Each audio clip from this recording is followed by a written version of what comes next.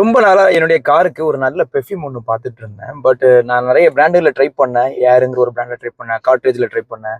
அப்புறம் கார் ஃப்ரெஷ்னர்ஸ்ன்னு சொல்லிட்டு நிறைய ட்ரை பண்ணேன். பட் எதுவுமே வந்து எனக்கு பெரிய லெவல்ல கை கொடுக்கல. ஆனா ஒரே ஒரு சின்ன விஷயம் ஒண்ணு பண்ணேன். அது ஒரு பெரிய சேஞ்சஸையே மாத்தி விட்டுருச்சு. ஸோ அது இதுதான். இது பார்த்தீங்கன்னா, ரோட்ல ஒருத்தர் வந்து பெர்ஃப்யூம் கடை போட்டிருந்தாரு. அவர்ட்ட போய் இந்த மாரி வந்து என்னுடைய காருக்கு ஏதாவது பெர்ஃப்யூம் தர முடியுமான்னு கேட்டேன். ஸோ இந்த மாரி ஒரு பாட்டில்ல எனக்கு வந்து பெர்ஃப்யூம் ரெடி பண்ணி குடுத்தாரு. இந்த பாட்டிலுக்கு ஒரு 150 வாங்குனாரு. அந்த பெர்ஃப்யூமுக்கு ஒரு ₹50 தான் வாங்குனாரு. கிட்டத்தட்ட 40 டேஸ் ஆச்சு. இன்ன வரைக்கும் எனக்கு வந்து வண்டி ரொம்ப ஃப்ராக்ரன்ஸா இருக்கு.